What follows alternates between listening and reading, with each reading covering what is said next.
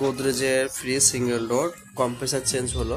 এটা প্রথমে কম্প্রেসার ছিল এটা, এই কম্প্রেসারটা খারাপ হয়ে গেছে, মানে কন্টিনিউটি ফেল বলছে এখানে, কন্টিনিউটি। সেকেন্ড আমি ওই ওয়ালপুলের কম্প্রেসার লাগালাম, এটা গোদরেজ ছিল আগেটা ওয়ালপুল কম্প্রেসার। এটা ওয়ালপুল কম্প্রেসারটা ভালো, রেটিং আর কুলিং ক্যাপাসিটি, পাম্পিং সব কিছু ভালো আর। হ্যাঁ, এটা হচ্ছে ডিসচার্জ লাইন।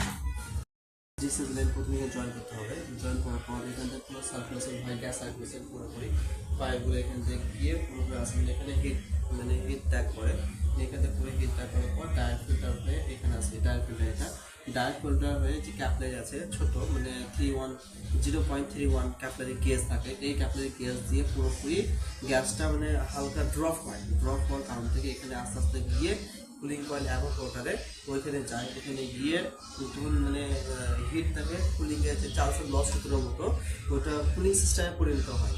হওয়ার পর সেখান থেকে আবার কুলিং কয়েল ডিপ ঠান্ডা হলো, সেখান থেকে ডিপ ঠান্ডা হওয়ার পর এইখান থেকে যে পাইপটা বেরিয়েছে, এই পাইপটা আবার সেকশন লাইন দিয়ে আবার পুনরায় এইটা কম্প্রেসার আছে। কম্প্রেসারের কাজ হচ্ছে কি, গ্যাসটাকে সার্কুলেশন করা, মানে এক পার্ট থেকে এই এক পার্ট গেল, তারপরে কুলিং কয়েল এক পার্টে গেল, ওইখান থেকে আবার পুনরায় কম্প্রেসার আসে। হ্যাঁ, এখান থেকে গ্যাস আমি সব কিছু জয়েন করলাম। তো এটা জয়েন করা, এটা জয়েন করা হলো, এটা হলো।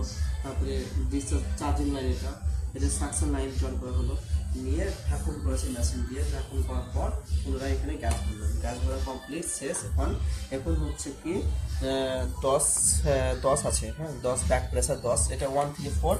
এখানে দেখাও একটু, এখানে 134A গ্যাসের মানে গেজ, এটা গ্যাস নাম্বার 134A গ্যাস। হ্যাঁ, এই গ্যাসটা চার্জ করা হলো। ক্যানটাও দেখে নাও, ক্যানটা হচ্ছে এটা 134A gas can. Gas charge করা কমপ্লিট। এবার আমি এখানে শুধু সিল করবো।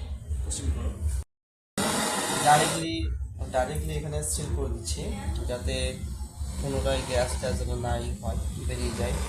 চার্জিং ভাল লাগানো হয় তবু গ্যাসটা সিল করে দিচ্ছি। এটা পুরোপুরি পাইপটা কেটে দিচ্ছি।